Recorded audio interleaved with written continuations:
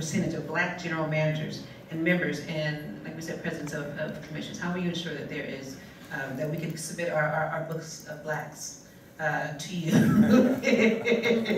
Our qualified Black African Americans who can be, you know, like the books of women, the binders of women, our binders of Blacks. So, and we have them, girl. We have a whole library. Trust me. LA is we have the Wendy Greuel of the talented 10, and they are here tonight. And in this room, you know. Absolutely. Absolutely. So we definitely have binders of Blacks that we can present to you. But in all honesty, how will you ensure? Not what I don't, you know, I report everybody's resumes and to do that and then be. Are you a clean house in City Hall? Are you going to bring new staff? Are you going to keep some people? I mean, so a couple things. One is in the, you know, in the mayor's office, of course, we're going to look at bringing in a lot of new people into the mayor's office and look at some that are there that are productive and want to stay and what they would be able to do. And commissioners, we will, in essence, say, okay, which ones are doing a good job and which ones do we need to say, thank you very much for your service. And in general managers, the one thing I've said is I know those general managers that are doing a good job. I know those that are not. But I also know that I have a vision of how I want the city to be run. And either they're going to be on Team Wendy or they're not. They're either going to be held accountable or they're not. I'm not going to wait months to decide whether they're good or not. I'm going to say, this is what I want to have done, and I want to make sure you can do it. And I think it is important, as I mentioned earlier, is the fact is that the one thing, well, there's many things that have been cut in the city of Los Angeles, but particularly those programs that are training and making sure that we have that upward mobility. I want to look at the talent we have in the city of Los Angeles, the African American community, and ensure that they will be able to rise to those positions. And as I said, right now, as I've seen the numbers, and I sat down with the I think it was the Black Personnel Association, I'm forgetting the acronym, but we talked about looking at the numbers and how it has dramatically changed. Being controller, numbers don't lie. They don't lie. So let's make sure that the numbers we have, not only in the resumes that we receive for commission appointments, general manager appointments, and city staff appointments, but also that we look at some of the individuals who have been successful in the city and have reached the heights that we look at them and we support them. okay. Now I know we have some questions from the audience. Steve, I want to give you, when we have 10 minutes left, so that we can so keep me track of time so that we can ask your questions from the audience. So let's talk a little bit about transportation, specifically the Crenshaw line. It's an extension of one of our most significant and controversial projects in South Los Angeles. When you were chair of Transportation Committee, did you use your influence to support the below-grade construction of the Crenshaw line? And do you support the placement of a stop at Leimert Park? I did as chair of Transportation Committee and spoke out and worked very closely with Supervisor Marco Lee Thomas about ensuring that the dollars were made available. This is a once in a lifetime. Yes. Once in my lifetime, that's for sure. As to how it's going to be built and to make sure the community has the same kinds of services that others do. Support of Leimert Park stop, as well as the underground, and to make sure we have the dollars available to do that, whether it's going back to Washington and seeing that we need additional funds, and making sure that it happens. Because we are 20 years behind. We live in a city that we stopped everything because of raw stress for less methane gas. And that stopped anything from happening in Los Angeles as far as a subway or underground and the stops. There's so much potential. My office is at 54th and Crenshaw. First office I opened, satellite office, as a candidate for mayor. And when you see all of the businesses who would benefit from having this public transportation, as well as ensuring that we have an opportunity to create a public transportation system that's seamless. We're stuck in traffic today, seems worse than during the week. I don't know about you, but you all may have been here long enough, but driving around the city today, the weekends seem to be worse than even during the weeks, because in the week, you know, it's okay from this time period. We've got to create that seamless public transportation system, and as I said earlier, make sure that when it's built, that the jobs are going to the people who live in the community. Yes. So if you're elected mayor, we can hold you accountable to supporting the below grade of the Leimert Park stop, yes? Okay, excellent, very good. Let's talk a little bit about economic development. Specifically from a real estate perspective, Malta Square. I mean, it's one of the biggest eyesores on the Crenshaw community. It's been there for like 40 years, you know, and it's been even worse since the 1992 civil unrest, which has been over 21 years ago now. So let's talk about a little bit about the redevelopment of the Crenshaw corridor, specifically your plans for Malta Square. Well, I think, we're at a point in which I think it's going to happen, that something's going to happen at Marlton Square. There's private and public investment that's going to occur at the location. It has been too long, you're right. I mean, I was working for the mayor during the civil disturbance and before. And although there have been improvements, and we've seen that, and you've seen restaurants that have opened up there, you've seen Post and Bean that's very successful there, you've seen some of the other places that have opened in restaurants, but we need to do more, and it's that combination of the housing and economic development.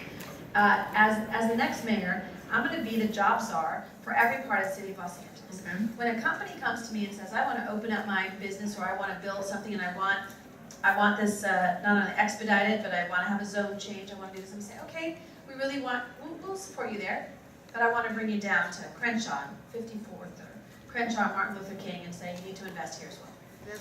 That means getting the businesses and telling them that it's important. Because there are pieces of property that have sat vacant where there was a business that was burnt down, whatever happened, and it is still vacant. It's still vacant. Across the street from the Community Coalition, there was a piece of property that was going to be a park. Talked about it right after the civil disturbance. It was only after 20 years that something happened. It is about accountability. It is about having a strategy. And I put forward and announced when I stood with so many of the African American leaders in their endorsement of me, a whole strategy of looking at hubs of economic activity along Crenshaw Boulevard, of making sure that we had the same kind of incubators for businesses. This city is one of small business. This city is one of places where entrepreneurs are going to be able to succeed. This is a place where we have to help small businesses thrive and grow. I'm a small business owner. I own that business I described earlier that my grandfather started. My brother and I own that business. I get how hard it is to be able to make ends meet. I get how hard it is to be able to keep those jobs and to survive. And it is something that I empathize with and want to make sure that we have along there the kinds of technology firms, the kind of hubs of economic activity, the incubators, and the projects that are going to be mirrored with some of the things that are happening with the MTA. Okay. I'm going to talk a little bit about criminal justice and the mass incarceration of our Black men. You said that you want to increase the police by 2,000. I mean, we have an incident at USC. So why do you want to increase? Why do you, if you know that's an issue in the Black community about wanting to increase the police presence? So talk about your desire to want to increase the police force by 2,000. Well, what I put forward was a goal. When you talk to anybody, you talk to, this is everybody from John Mack to Chief Beck to Chief Brad to Connie Rice. Should we at some point have a larger police force, and what would that number be? And they all talked about 12,000. And so that should be a goal, an aspiration. However, that can only be done when you're fiscally responsible. We can only do that when you have a police force that is responsive to the community and dealing with the issues that matter to them, and about ensuring there isn't racial discrimination, that there isn't racial profiling, that there is a kind of community policing that engages, that our police department represents the diversity of the city of Los Angeles. So for me, criminal justice is not about increasing the number of officers, although that is something I think we need to look forward to. It is about gang reduction zones. It is about more LA's best schools. It's about an educational system. It's about looking at reentry and realignment. It is looking at making sure that we are focusing in on those young people who are potentially choosing another path and stopping that from happening. It's about summer jobs. Because as President Clinton said, there's no better social program than a good job. That's what we need to do in Los Angeles, is make sure that we have good jobs. And making sure. I'm sorry, go ahead. No, I just think that when we think about Los Angeles and its future and criminal justice, I went, this has been a few years ago, but talked to a group of young people at the Silmar Detention Facility, primarily African American, 14 to 17 years old. Serious crimes, and ask them a question. What would have changed your life? What would have made you choose a different path? Or sometimes they didn't, it wasn't a choice necessarily, they felt they even had. Two things they said. One, having a male mentor, male figure in their life. That was one of the top two. The second was education. They felt they got to high school and they were just in a position that they were at disadvantage.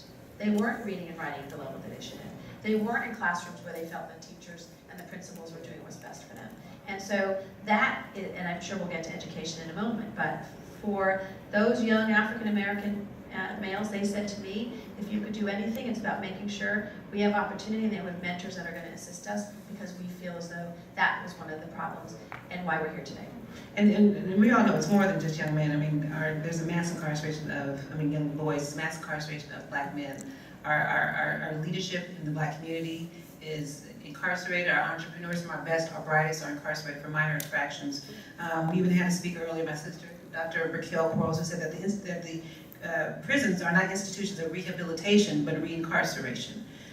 So how Recidivism is just unbelievable. And then we have the realignment. So we have our, and I had a woman on my show who said I called them the formerly incarcerated, but she called them returning citizens, which I appreciate the correction.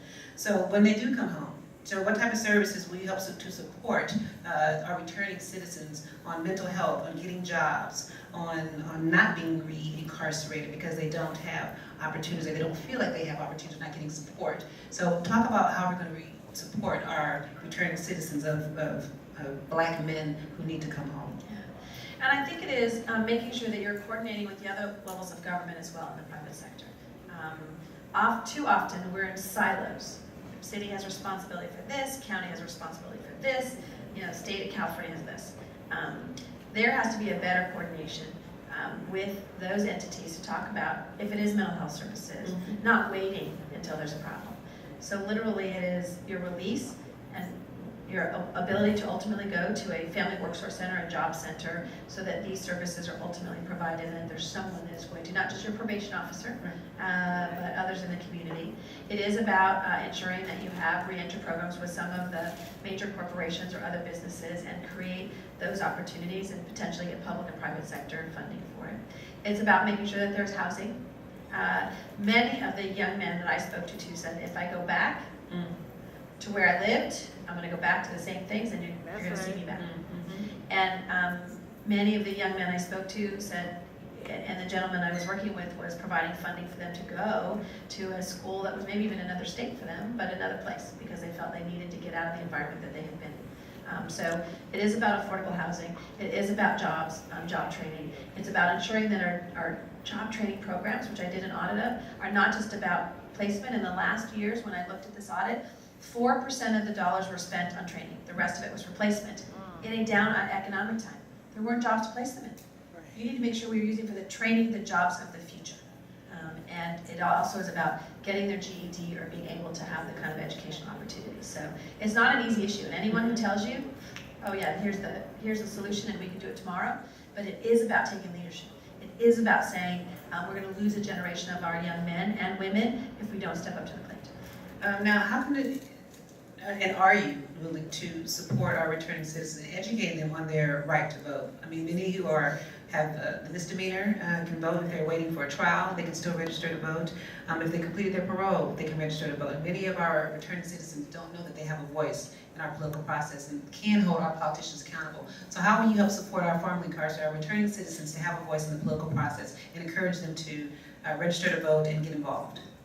Well, I think it is, again, if you are incarcerated coming out, that be part of what you provide information to them about their ability and their right to vote, to get them to register to vote, to make them understand that some of the decisions that may have been made by elected officials or others in the past, and they weren't dealing with after-school or educational programs, and they should have a voice in that. This goes to a broader question of how do we get more people to vote generally, too? Absolutely. A 21% voting in the March election. I'm hoping we will go up higher in May.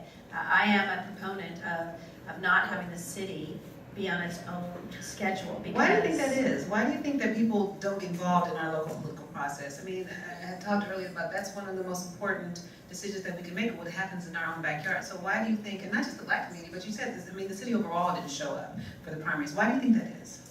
I think part of it is, a little bit fatigue from the November elections, and we were all, working hard to make sure that President Obama got elected and all the other people we wanted, the initiatives that were on the ballot, that people kind of think, it doesn't matter that much. And it matters more in your daily life Absolutely. who your mayor is, who your city council members are. And we have to just remind people that. And I won my first vote by 225 votes out of 30,000. And I knocked on doors and talked to people because I realized the only way that I could convince them that what was going to happen in their neighborhood was important to elect me to solve their problems. But there's a generation of us who weren't really trained and mobilized for that purpose, for voting. I mean, we got involved with the whole Barack Obama movement, which is fine, I mean, I support. But in terms of local, we as a generation weren't educated, or that wasn't passed down to us in a generation. There's a whole generation that you have to educate and get involved in the local process. How do you plan on doing that? I think you have to work through your, with the LA Unified School District. I mean, I talk a lot on campuses. I go and speak at high schools and elementary, and I ask them the questions. Do you know who your mayor is? Most of them don't know. They do know who the president is. They don't know what the city of Los Angeles responsibilities are. I said, how many of you, like your library? Oh yeah, I go to the library.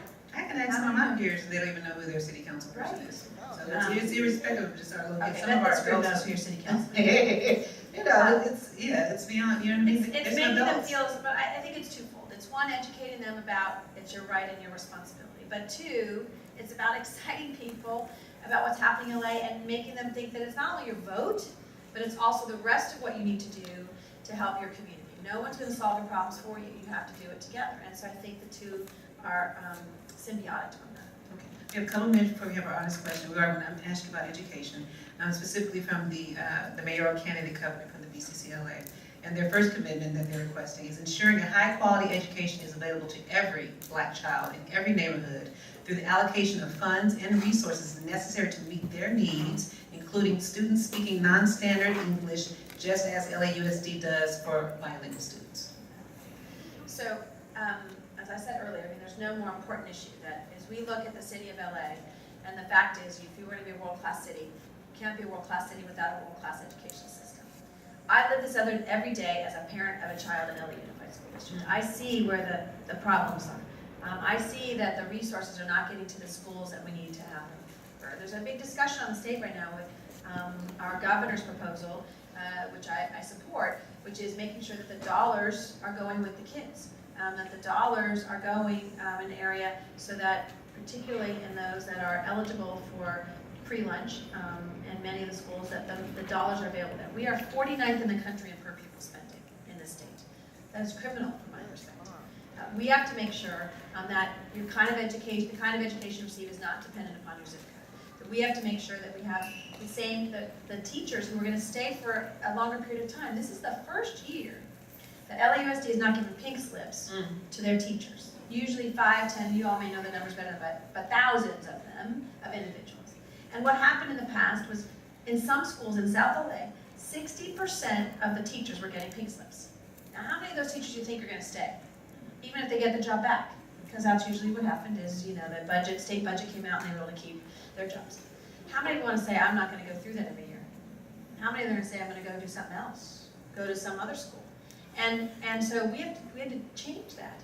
In a school that I sat with in South LA, and they told me, they introduced me to the principal, and they went from a 450 API, which is really not good, to a 695. And they were ecstatic, which is good. They said, this is the first principal we have ever had at our school more than 2 years. Wow. She'd been there 6 years. Continuity, leadership is important. My son's school, Title I school, till a couple years ago, was a 650 API, now is a 928, got to 910 as a Title I school. Why? We had a principal who came in, Ms. Frackman, who said, I'm not accepting this. Status quo is not good enough. And so she brought teachers and the parents and the school district to say, you are going to be responsible for making a better education, and held everyone accountable. How can we get more principals like that to come, not to the Valley, but to our schools in South LA and do the same thing? And that is absolutely what we need to do. I've talked about in my book, sorry if I mentioned my book enough, because there's a lot of stuff in here, but I talk about it in the Students' Bill of Rights, but I also talk about a Principals Academy. It's just like being mayor. It's about leadership. And a principal who is invested and is going to support our teachers, but also hold them accountable. So I'd like to have a Principals Academy. I want to make sure that there are incentives. We were talking the other day with a group about how you provide incentives for principals to go into schools that they may not necessarily want to go to deal with issues that are greater than what's in the classroom every day. Okay. And there are models across the city on how we can do this. I think if I'm remembering, I sat with a nonprofit group that's been or a group that's been put together of providers on educational activism and advocates. And they talked about a program, I think it was called T3, which provided incentives for teachers and principals to go in schools that they necessarily might not have, and to create that opportunity for them and an opportunity for the kid. And that's what needs to happen. Okay, excellent. Before we go to our our questions, how do we hold you accountable? How do we hold you accountable to with your platform, things that you're saying throughout your campaign, the covenant that was presented to you? How, as a community, can we hold you accountable as mayor? A couple ways. One, you're going to be part of my team. You're going to be part of my administration. You're going to be part of commission, staff, all of that. Two, it's really important that I put this down on paper, not just on a few things here, a few things there. This is a document, as I did when I ran for city council, as I did when I ran for city controller, that you can go back and say on page 24, Wendy, you said you were going to do this. On page 24, on page 22, this is what you said you were going to do. And that's important. And to have the kind of accountability is important. If you look on my website today as a city controller, I have a scorecard on all of my audits. Which departments have implemented them, which recommendations have not been implemented, and what kind of score they get, 0% implementation, whatever it may be. And that, people say, well, does it matter? Yes, because when I put that out, boy, within 24 hours I had these general managers calling me, oh, no, Wendy, I did that. I implemented that one. I'm working on that. You need to change that recommendation. Sometimes public shame works. And sometimes accountability means looking at that. So I look forward to that accountability. I look forward to implementing what I have here, and I look forward to everyone being part of that. Excellent. She looks forward to accountability, Black people. So the onus is now on you. Now that she's opened up the door, now that she's opened up her door, we need to take the opportunity, like Holly said. The accountability is not just for these candidates today, but it's also on us as a community. So you've heard her say she's opening up her door, so please take advantage of that. We're going to get to some questions from our Q&A from our audience. You can read them from there. Mr. Steve Burry, ladies and gentlemen. Producer extraordinaire. Thank you. I'm going to try to read these people that gave them to me. I tried to keep them in the order you gave them to me in all fairness, because just in case we don't get through them all. Okay, Miss Miriam Quates Jackson wants to know, what are your views on the city's early childhood education as a whole? Well, great question. Olivia, what was my staff job? I staffed the Mayor's Advisory Committee on Child Care in 1983 and 82. If you talk to any principal or kindergarten teacher, they will tell you that they know immediately on that first day in kindergarten whether that child has had preschool education. And guess what? If you haven't had it, you're going to be behind. You're going to be behind not only in kindergarten, first grade, second grade. The Head Start program, great. The LA Up program, first 5, fabulous. But guess what? There's a potential of them not having the money going forward. Early education is critical. It's one of the reasons why we worked on family daycare homes in the city of LA and the ability to expand those and by right for the 6 to the 12. It was why it is so important that President Obama talked about in his inauguration speech early childhood education. Wow. I don't remember that ever happening. It is so important to have the kids have that education, and so it's a top priority for me. We no longer have the Mayor's Advisory Committee on Child Care. It kind of morphed into the Community Youth and Family Services. We had a child care coordinator in the city at one point in time. We had a lot of things that I think are important, and I want to reinvigorate that as the next mayor. Thank you. Anonymous questioner would like to know, would you divert any, quote, found funds, unquote, to fund summer jobs, such as the $41 million mentioned in the LA Times? Absolutely. Not only the $41 million, and then again, I think it is important to note what was found, that the general manager took recommendations that we had that said a grant that you received, and it's required to reimburse the city of Los Angeles for indirect costs, and that was that $41 million that had been years put in these special funds, and why I said we need to look at all 600 of the special funds. And it asked each department to do that on their own, as well as that we would audit certain ones. Because an audit is looking at the past and is saying, how did you do things incorrectly and how do you improve in the future? I didn't want to wait. I wanted to say, I want you, general manager, you need to look at this and find those dollars, and that's what the chair of the Department of Transportation did. But absolutely, Summer Youth Employment Program is not fully funded by the federal government. It needs to be public-private partnerships, and we need to identify funds within the city of Los Angeles. And I have lots of other ideas. For example, I have asked the city council, an audit I did said that we have not been managing the revenue that we should be getting from advertising around our bus stops, that there are millions of dollars that are sitting on the table, and I put this audit out over a year ago, almost a year and a half ago, and said renegotiate that contract. You will be losing $5.7 million every single year you don't act on it, and it hasn't been acted on. So all of those funds will be used for those purposes. So the answer is yes And it will and be used for more. a variety of, all of those funds should go into not only summer youth employment programs, but other services. Thank you.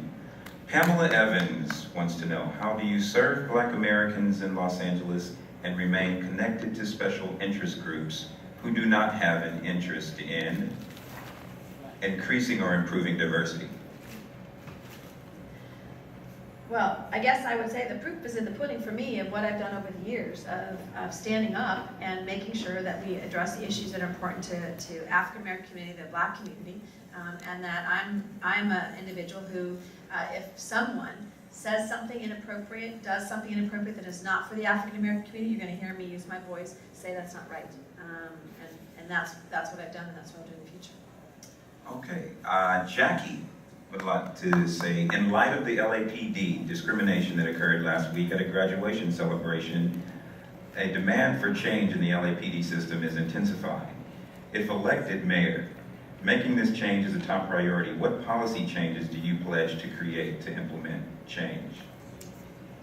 Well, I think it is not only, as I said, having the kind of representation of someone like John Mack, who, when we've spoken about this, the importance of looking into what happened on that issue, holding your general managers accountable, making sure that, as many of the recommendations in the Christopher Commission continue with the Inspector General. When there's a problem, that you look and see not only that there are consequences for positions people have taken, but two, to ensure that it never happens again, and the training is appropriate. So I will hold the LAPD accountable to ensure that they are not discriminating against the African American community, and making sure that we have the kinds of individuals who represent the community who serve in the LAPD. Thank you. Andre Hollins from Los Angeles Black Workers Center would like to know, what are your plans to ensure that there is accountability regarding the planned labor agreement that the MTA has adopted regarding the new rail projects in Los Angeles? If I understand the question, the agreement that's already been made, to make sure it's implemented? Yes. Say that again? Yes, well, I'll read it verbatim. What are your plans to ensure there is accountability regarding the planned labor agreement that the MTA has adopted regarding the new rail projects in Los Angeles? I would assume it's a project labor agreement that is important. And as one of the members, and probably as chair of the MTA at some point in time, this goes back to the accountability, to making sure that you're meeting those benchmarks, that there's transparency in how those contracts are being let out, and that you are meeting on a regular basis with those individuals who negotiated that labor agreement. Okay. Kristen Horton, real estate consultant. Kristen, you have to bear with me, I may condense a little bit. African Americans make 60% of the income that white families make, but only 18% of the wealth. Wealth are things that you own: real estate, stocks, bonds, mutual funds, etc. In the Black community, we hear a lot, give us jobs, give us this and that, but we will continue to be at the mercy of those in power. Instead of asking for jobs, we need to create jobs by owning our own businesses. The root of all these problems, we hear from incarceration, education, health, politics, etc., all stem from the fact that we lack economic viability. Most Americans' wealth come from their homes, so it is clear we aren't owning homes. What can I do, and what will you do to alleviate the disparity? And I'm assuming that's in home ownership. Okay.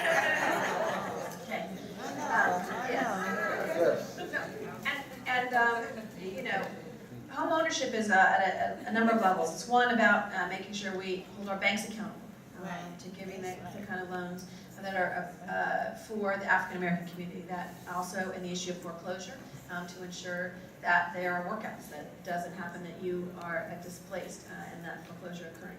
It is also about making sure that the small businesses that we help, and I've talked about having a small business assistance within the city of LA so that there's not only training and opportunity, but there's also when you want to open your business that the city's not seen as an enemy. Because you're right, it is about economic empowerment. It is about making sure that you can use your entrepreneur skills to start your small business. It's what my grandfather did 66 years ago and felt as though he could do that. We have to ensure that everyone has that same opportunity. Maybe one more question? Okay.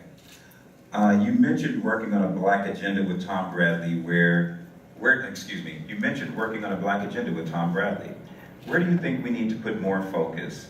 And what in particular will you prioritize for the LA Black Agenda? This question comes from Aria Franklin, Student Government Vice President here at West LA College. Where are you?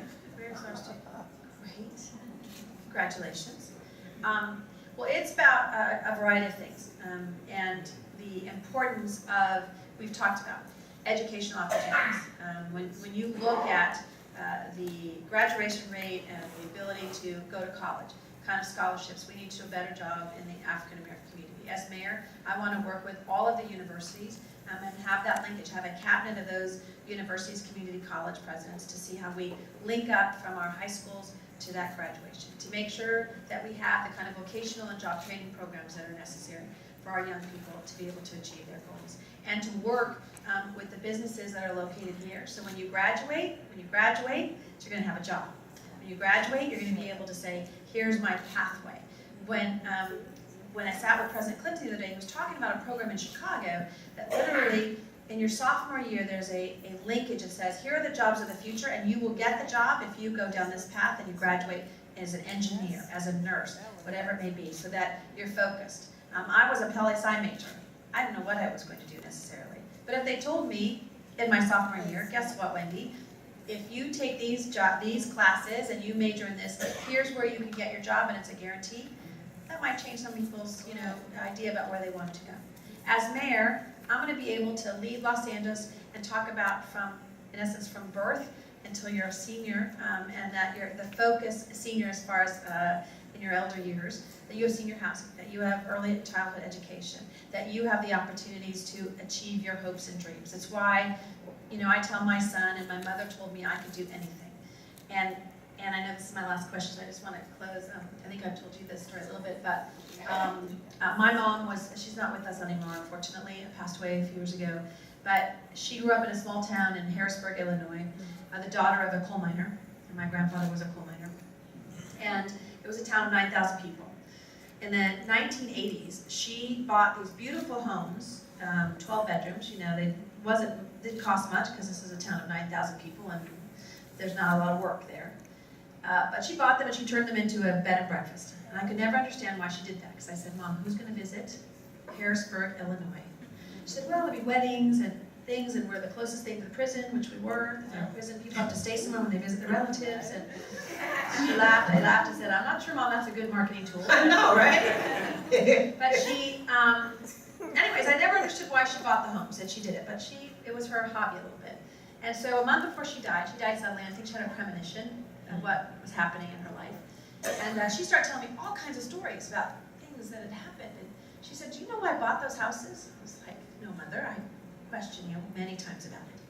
She said, well, I want to tell you the story. She says, when I was 10, she says, my sister and I went to those homes and we knocked on their door on Halloween. We were from the wrong side of the tracks, but they had better candy. We went up there. She said, they slammed the door in my face and they said, we don't give to your kind.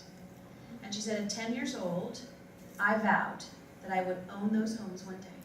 And I would prove to them that I'd made something of myself. And she said, even though I never graduated from college and I moved out to LA when I was 19 years old, she said, I made something of myself. And she says, that's what you can do. And I'll get emotional tomorrow's Mother's Day, so I think a lot about it, but she gave me that strength to say you can do anything. She gave me that strength to say never take no for an answer. She gave me that strength to say represent everyone. It's why when I worked for Tom, my parents, as you probably, were Republicans. When I went to work for Tom Bradley, they thought I had gone off the deep end. But I met, Olivia, and you knew my mom and my dad, and they were proud of me even though I went a different path. So I say to this young woman who goes to school here, never let anyone tell you can't achieve your dreams. Never let anyone tell you that you won't make something of yourself. And prove a lot of people wrong. Because that's what I'm going to do by being the first woman mayor of LA who thought it could never happen.